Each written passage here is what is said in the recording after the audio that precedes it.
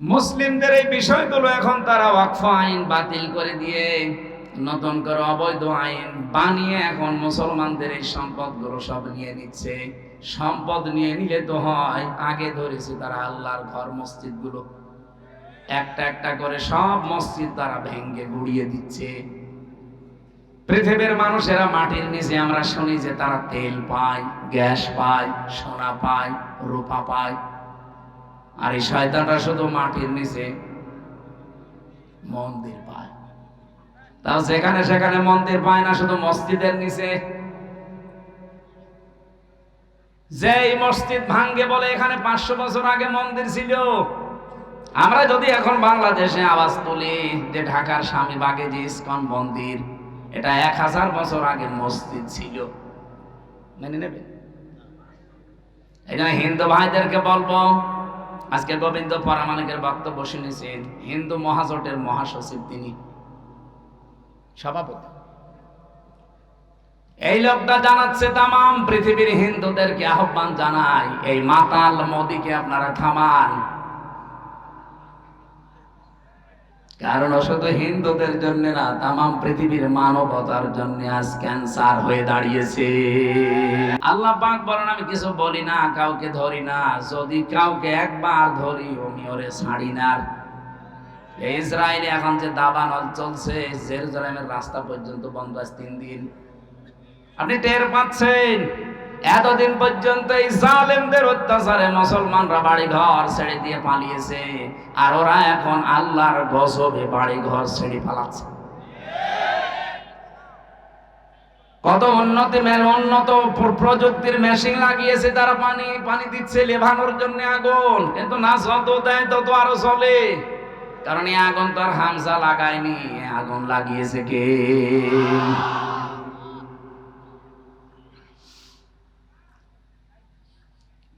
ওই জিনিস তো আপনাদের দখলে থাকার কথা ছিল না, আপনারা দখল করে নেন কোন কারণে?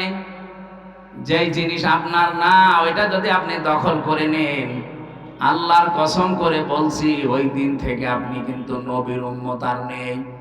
আগস্টের 5 তারিখের পরে অনেক মানুষের চরিত্রে আমরা এগুলো দেখতে পেয়েছি, যে জিনিস যার না সেইটা নিজের করে নিয়েছেন।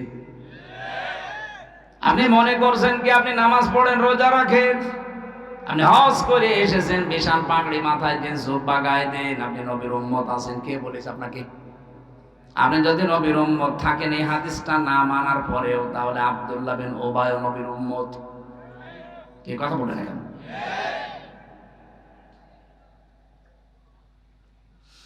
এই যে ভারতে মুসলিম আমাদের বাপ দাদা যারা হাজার হাজার লক্ষ লক্ষ বিঘা জমি জায়গা তারা ওয়াকফ করেছিল মসজিদ, মাদ্রাসা, খানকা, ঈদগাহ, গোরস্থানের জন্য।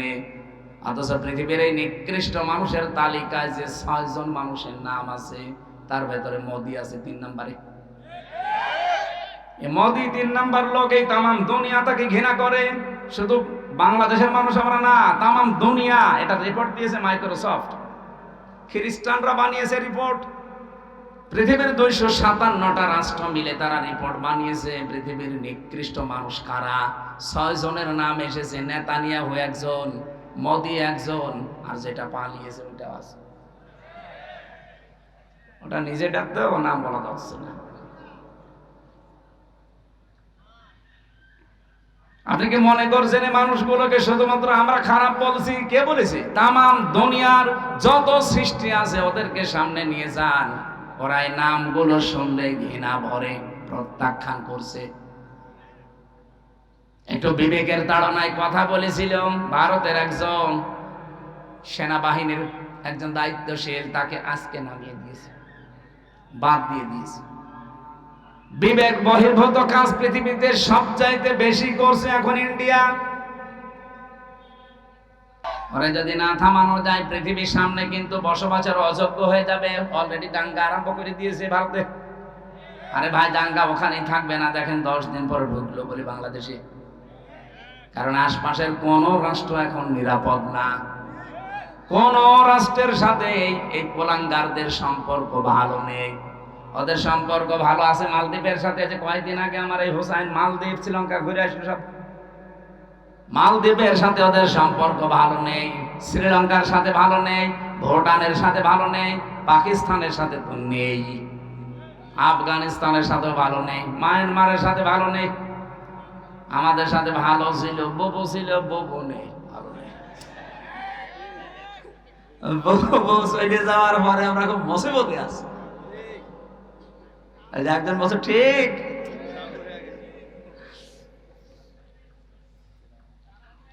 বউরে এতদিন শুনতাম নাকি যে স্বামী স্ত্রীর সম্পর্ক, এটা তো মিথ্যা কথা। কারণ দাদা তো ফুল হাতা আর আমরা হাফ হাতা। ফুল হাতা বোঝে? আমি জেলখানা এটা বুঝতাম না। জেলখানায় এক পেয়েছিলাম, জেলার দেবদুলাল। ও যখনই জেলে প্রবেশ করত, গেট দিয়ে আসার সঙ্গে সঙ্গে কয়েদিরা যারা এক বাক্যে আওয়াজ দিত, ফুল হাতা ঢুকতেছে। তখন বুঝলাম যে বেটা মুসলমানই দিইনি। মুসলমানি না দিলে কি বলে?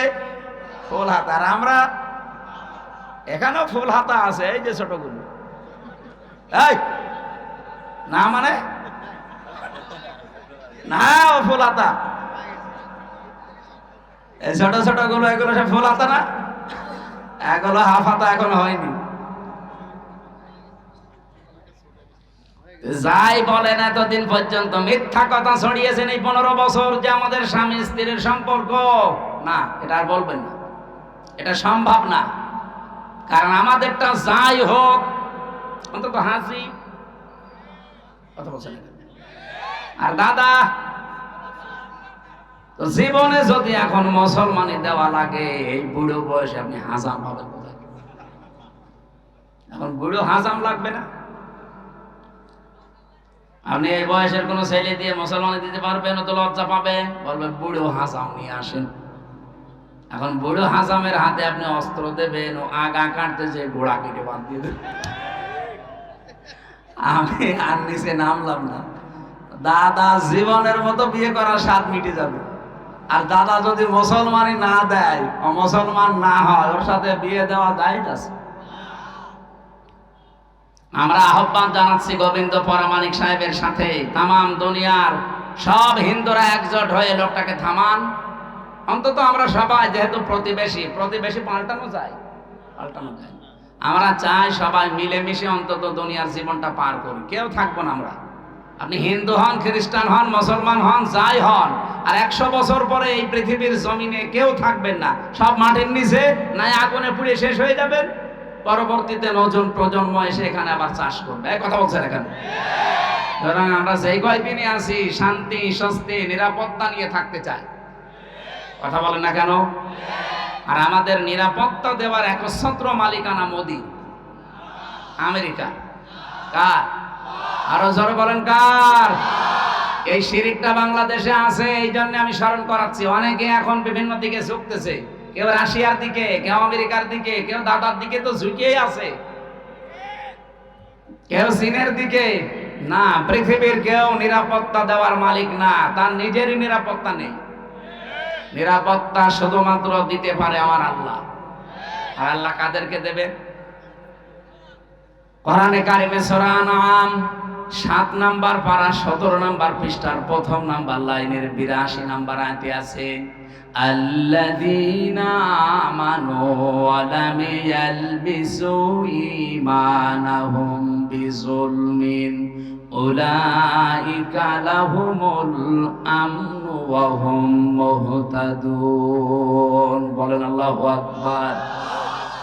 আল্লাহ পাক বলেন, দুনিয়ায় যারা ঈমান আনবে আর ঈমানের সাথে যারা শিরিক, জুলুম, এখানে জুলুমুন মানে আর শিরকিন, যারা জুলুম এবং শিরিক তাদের ঈমানের সাথে মিশ্রণ করবে না, উলাইকা লাহুমুল আমনু, এই মানুষগুলোই আল্লাহর কাছে নিরাপত্তার হকদার।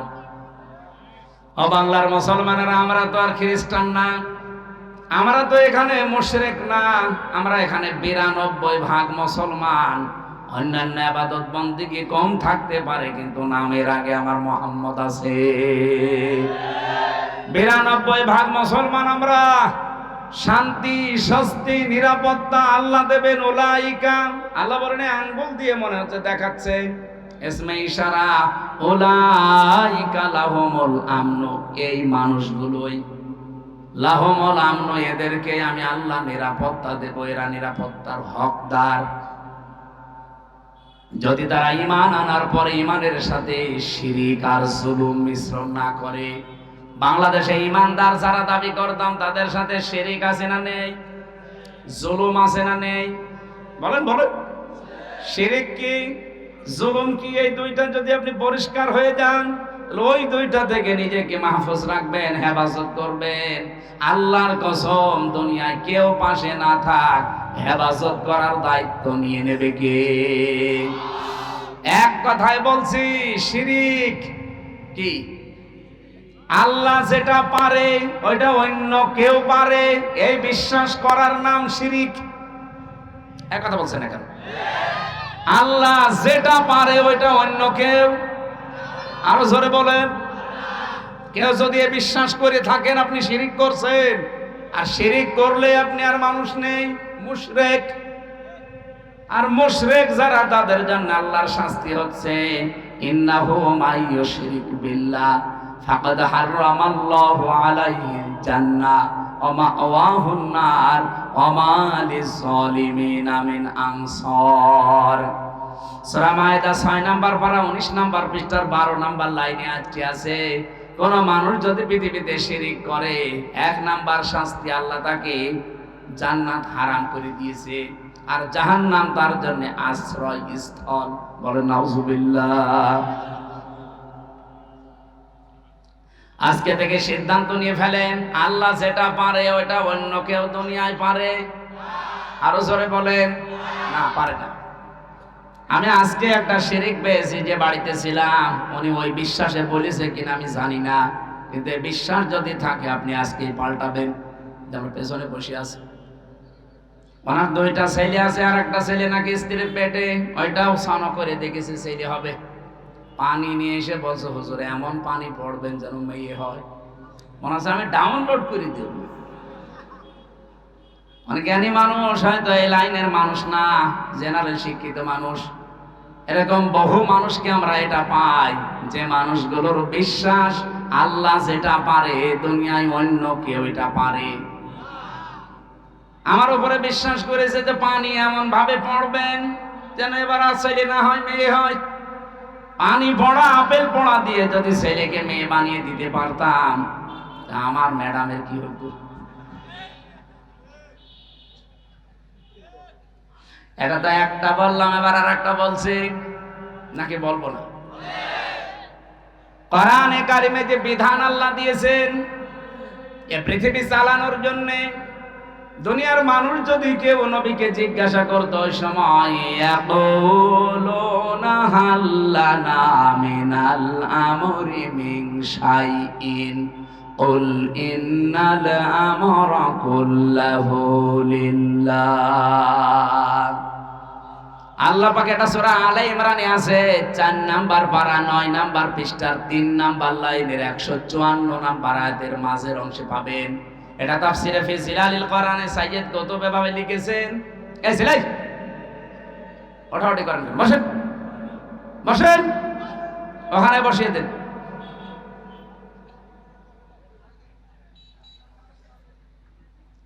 রাব্বুল আলামিন বলেন, নবী, মানুষ যদি আপনাকে জিজ্ঞাসা করে যে দুনিয়া চালাতে তো আইন কানুন লাগে, এগুলো কি আমরা বানাতে পারি? আল্লাহ সাফ জবাব দিয়েছেন, আপনি বলেন না। কুল ইন্নাল আমরা কুল্লাহু লিল্লাহ। আইন শুধুমাত্র বানাতে পারে কে? আরো জোরে বলেন। আল্লাহর দেওয়া আইনের পাশাপাশি কেউ যদি আইন বানায়, সে শিরক করছে। কি কথা বলেন? আপনি 318 পৃষ্ঠার এই বইটা পড়েন, এই যে নারী কমিশন বানিয়েছে, যেটা পুরাটা পড়ে দেখেছি আমি। এখানে আমার দৃষ্টিতে প্রত্যেকটা পয়েন্টে তারা ভুল করেছে, আর অধিকাংশগুলো আল্লাহর কোরআনের আয়াতের বিরুদ্ধে লিখেছে। ওরা 3 নাম্বার পয়েন্টে এটা লিখেছে যে দেহ আমার, সিদ্ধান্ত আমার, এটা পুরা কোরআনের আয়াতের বিরুদ্ধে। সূরা আরাফ এটা ৮ নাম্বার পারা ১৬ নাম্বার পৃষ্ঠার ১২ নাম্বার লাইনের ৫৪ নাম্বার আয়াতে আছে, মাঝের অংশে পাবেন আলা লাহুল খালকু ওয়াল আমরু। আল্লাহ বলেন এ পৃথিবী বানিয়েছি আমি, সিদ্ধান্ত দেবে কে? আর ওরা বলছে দেহ আমার, সিদ্ধান্ত আমার। আরে ভাই দেহ আপনার মানে? আমার এই যে ৩৩ বছর বয়স, ৩৪ বছর আগে আমির হামজা নামে কোন অস্তিত্ব ছিল? আসতে বলেন। হালাতা আলাল ইনসান হাইনুম মিনাদ দাহরি লাম ইয়াকুন শাইআম মাযকুরা। মানুষের জীবনে কি এমন সময় যায়নি যখন সে উল্লেখ করার মতো কিছু ছিল না? আমি তো ৩৪ বছর আগে আমার বাবার বিয়ে হয়েছে, ৩৫ বছর আগে, ৩৪ বছর আগে অন্তত আমি দুনিয়ায় উল্লেখ করার মতো হামজা ছিলাম না। তে দেহ আমার হয় কি করে? এখন যদি বলেন না আমার মা বাবার, কে বলেছে আপনার মা বাবার? বিজ্ঞানের কাছে জিজ্ঞাসা করছেন যে দেহটা কে বানিয়েছে? বিজ্ঞান বলছে বাবার স্ফলিঙ্গ দিয়ে দ্রুত গতিতে যে পানিটা বের হয়ে যায়, এইটা দিয়ে কমপক্ষে 4টা জিনিস তৈরি হয়। যদিও বিজ্ঞান তথ্য দিয়েছে, এটা খ্রিস্টান বিজ্ঞানী, এই খ্রিস্টান জানাচ্ছে যে 4টা জিনিস কমপক্ষে মায়ের ভেতরে 40 দিন যখন পাল্টাতে থাকে, এনা পাক পানিটা দিয়ে আল্লাহ 4টা জিনিস বানায়। ওরা তো আল্লাহ বলে স্বীকার করে না, বলে গড। কি বলে? আমি এটা পেয়েছিলাম তামিলনাড়ু এক খ্রিস্টান ডাক্তারের কাছে। উনি বলছিল কম্পিউটারের ভেতরে ওই যে ভেলোর হাসপাতালে চেন্নাই নিয়ে গিয়েছিলাম আমার ছোট মেয়েটাকে। ওই সময় তো বড় মেয়ে, ওইটাই ছোট ছিল, একটাই ছিল। বলছিল রক্ত, গোশত, চর্বি আর চামড়া, মায়ের রেহেমের ভেতরে যে নাপাক পানিটার থলি আছে, ফিকরারিন মাকিন বলা হয় যেটাকে, ওখানে একটা সুরক্ষিত জায়গায় একটা নাপাক পানি আছে। ওই পানির ভেতরে এই পানি যে মিশ হয়, ওটা দিয়ে আল্লাহ আরো 4টা জিনিস বানায়, চুল, রগ, হাড় আর পর্দা। 8টা জিনিস যখন এক হয়, তখন মাটির নির্যাস থেকে যে আমরা বলি যে আল্লাহ মানুষ বানিয়েছে কি দিয়ে? না, সরাসরি মাটি দিয়ে বানিয়েছে আদমকে। আর আমাদেরকে আল্লাহ মাটি দিয়ে বানাননি, তামাম পৃথিবীর সব মানুষকে আল্লাহ বানিয়েছে মাটির নির্যাস দিয়ে। এখন যদি এখানে জিজ্ঞাসা করা হয় খালি আলেমরা বাদ দিয়ে, আমার মনে হয় অধিকাংশ মানুষ বলতেই পারবে না যে মাটি বানিয়েছে কি দিয়ে? মশলা দিয়ে।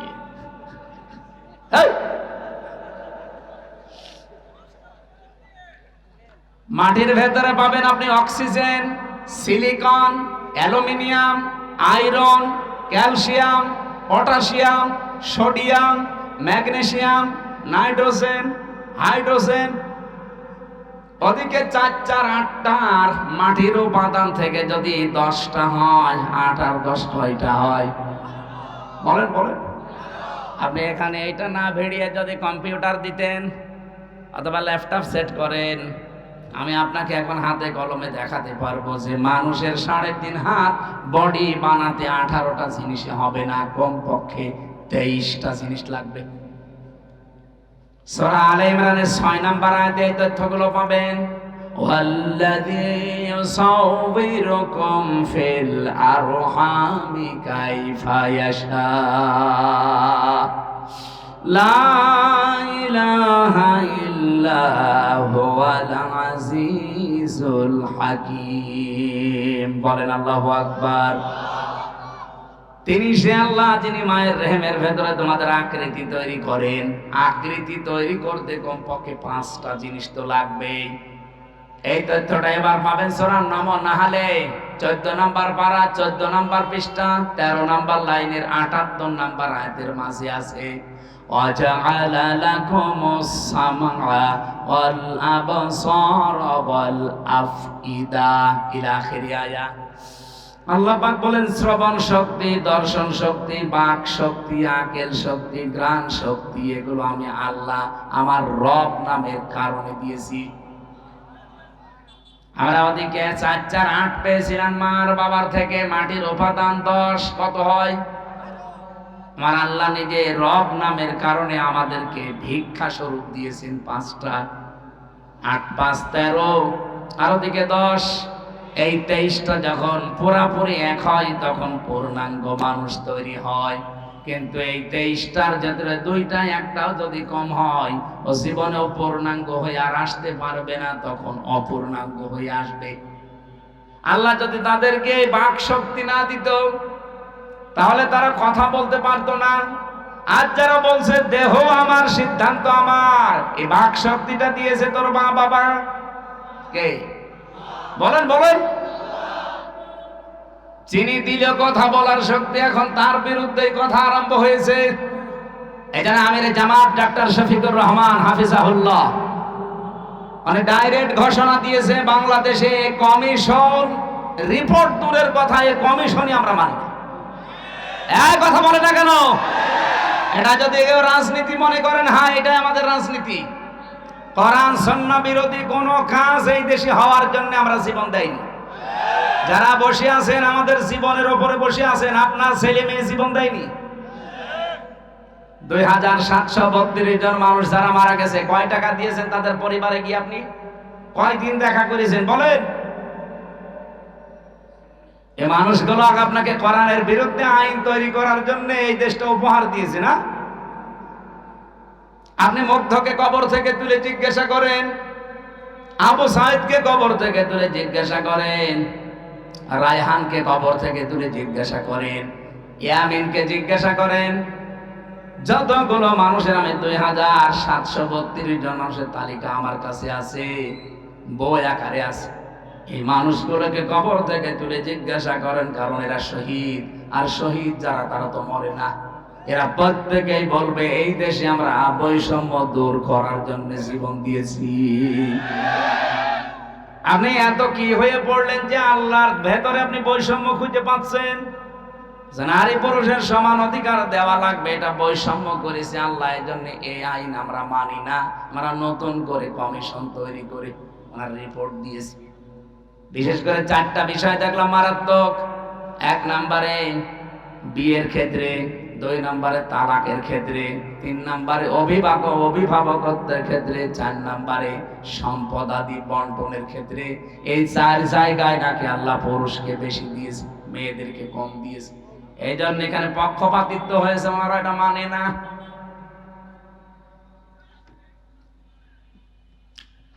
আমরা স্পষ্ট ভাষায় তাফসীর মাহফিলে রেকর্ড হয়, তামাম দুনিয়া যাচ্ছে, সবাইকে আহ্বান জানাচ্ছি, আগস্টের 5 তারিখ কিন্তু শেষ হয়ে যায়নি।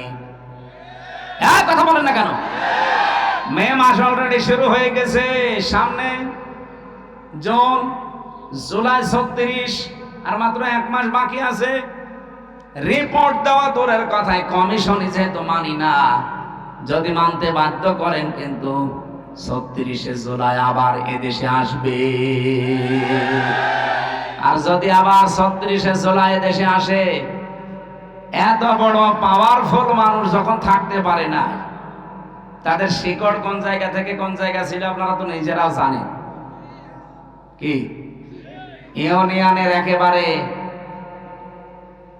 ইউনিয়নের চোখে আগস্টের 5 তারিখের আগ পর্যন্ত দাপট কি গো, ক্ষমতা ভোগ করেছে, কিন্তু এটা কি বৈধ না অবৈধ? আমরা চাই আপনাদের, আমি হিতাকাঙ্ক্ষী, কে কোন দল করেন এখন আমার সব চিন্তা বাদ, কারণ আমি কোরআনের আলেম।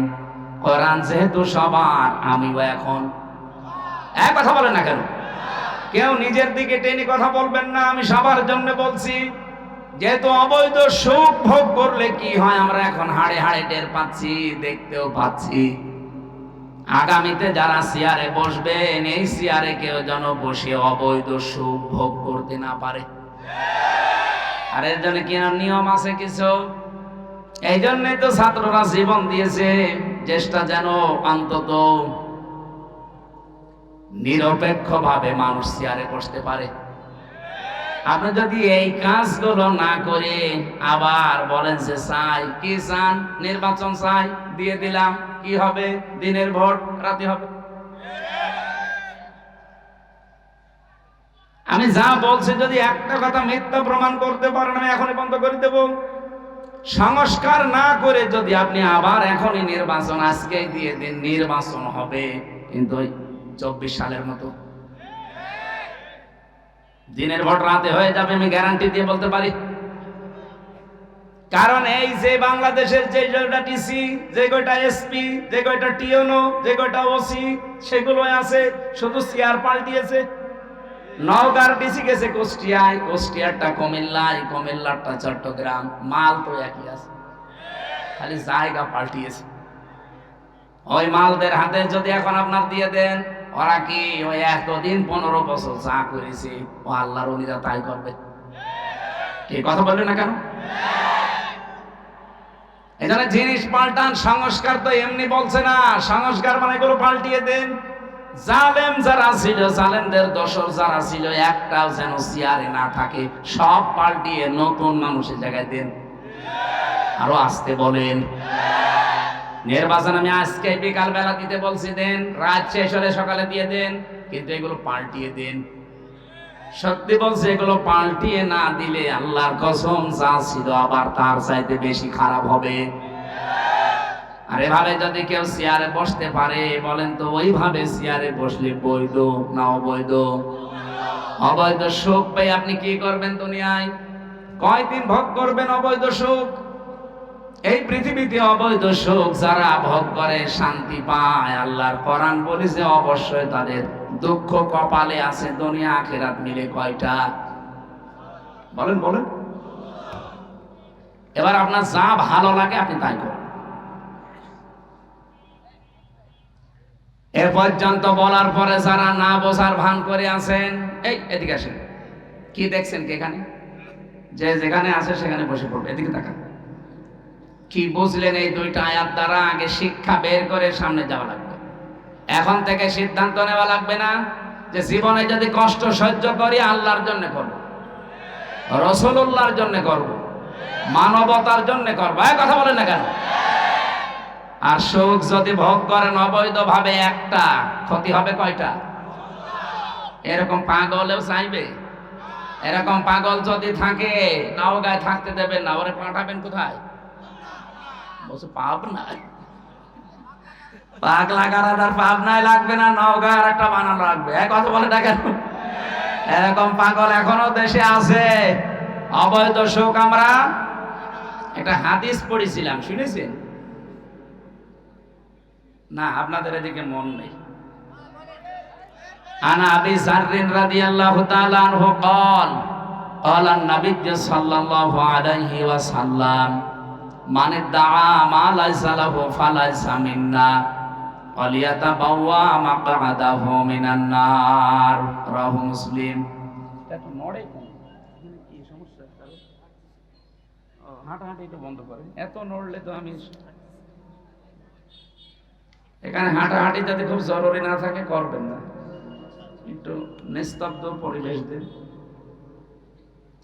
হাদিসটা এখানে যেহেতু আলিম মাদ্রাসা, আপনারা নিজেরাও পড়ান মুসলিম শরীফের হাদিস, আমি জানি, কিন্তু এখান থেকে দুইটা তথ্য আমি বের করতে পেরেছি। এদিকে তাকান। নবীজি বলেন, মানিদ দাআ মা লাইসা লাহু ফালাইসা মিন্না। যে জিনিস তোমার না, ওইটা যদি নিজে দখল করে নাও, নিজের আয়ত্তে রেখে দাও, যেই দিন এই কাজ করবা ওই দিন থেকে তুমি আমি নবীর উম্মত নেই। শুনে নাউজুবিল্লাহ পড়ছেন, বাস্তবতা বলবো। যেই জিনিস আপনার না, ওইটা যদি নিজের আয়ত্তে নিয়ে নেন, যেভাবেই হোক, প্রতারণা করে হোক, সিটারি বাটপারি করে হোক, ধোঁকাবাজি করে হোক, ছিনতাই করে হোক, ডাকাতি করে হোক, চাঁদাবাজি করে হোক, যেভাবেই হোক, যদি নিজে ওইটা নিজের আয়ত্তে নেন, অথচ জিনিসটা আপনার না, যেই দিন এই কাজ করেছেন ওই দিন থেকে আপনি আর নবীর উম্মতের তালিকায় নেই। নওগাঁবাসী বিবেক দিয়ে বলেন, যদি কেউ নবীর উম্মত না থাকে, সে হয় ইহুদি, খ্রিস্টান, মুশরিক, মাজুসি। কথা বলছেন? 4500 ধর্মের লোক এখন দুনিয়ায় আছে। আমি বাইরের দেশগুলোতে গিয়ে মিশেছি তাদের সাথে। থাইল্যান্ডে গিয়ে এক জায়গায় যাচ্ছিলাম বাসে চড়ে, জিজ্ঞাসা করলাম যে আপনার নাম কি? নাম বলার পরে মনে হচ্ছে না, এই মুসলমানের নাম না। আপনার নবীর নাম কি? বলছে জোসেফ। জোসেফ মানে? হ্যাঁ, মুসা আলাইহিস সালাম এটা ইহুদি। আর একজনের সাথে সিঙ্গাপুরে দেখা হয়েছিল, জিজ্ঞাসা করলাম আপনার নবীর নাম কি? বলছে যিশু। যিশু মানে ঈসা আলাইহিস সালাম। তাহলে ওই নবীর উম্মত দাবি করছে তারা, কেউ ঈসা, কেউ মুসা, কেউ ইব্রাহিম। ওরা ইব্রাহিম নবীর নামও পাল্টিয়ে তাকে আব্রাহাম, বিভিন্ন নাম তারা পাল্টিয়ে দিয়েছে। কিন্তু জিনিস তো আমরা যারা মুসা বলি, যারা ঈসা বলি, যারা ইব্রাহিম বলি, ওরা আমাদের নবীর উম্মত কিন্তু দাবি করছে না। জিজ্ঞাসা করলে তো বলে না যে আমার নবীর নাম মুহাম্মাদুর, বলে না, বলে না। কারণ ওরা নবীকে স্বীকার করে না, ওরা স্বীকার করে ওই সমস্ত জায়গাকে। যদিও তারা মুসা নবীর আদর্শের উপরও নেই, যদি তারা ইব্রাহিম নবী, ঈসা নবীর আদর্শের উপরেও নেই। এই পৃথিবীতে এখন ইসরায়েলে যে ইহুদি দাবি করছে, এটা বিশ্ব, এটা বেহায়া, বেলজ্জা, এবং এরা নাফরমান সবচাইতে পৃথিবীতে বড়। কারণ ওরা নবীর নাম বলে কিন্তু নবীর আদর্শ ওদের ভেতরে নেই। ওরা ইহুদিরা মুসা নবীকে বলে আমাদের নবী যোসেফ, কিন্তু কোনদিন মুসা নবীর আদর্শ ওদের জীবনে আছে? 1940 সালে ওদেরকে থাকতে দিয়েছিল দয়া করে এই ফিলিস্তিনের মানুষগুলো। খালি পায়ে খালি গায়ে সারা দুনিয়া ঘুরছিল, কেউ নেয়নি। দয়া করে মানবিকতার খাতিরে থাকতে দিয়েছিল, আর শয়তানরা এখন তাদেরকে এই দেশ থেকে তাড়িয়ে দিচ্ছে। আল্লাহ ধরে না, ধরে না, এবার ধরেছে। ইন্না বাতশা রাব্বিকা লাশাদীদ ইন্নাহু হুয়া ইউবদি ওয়া ইউঈদ।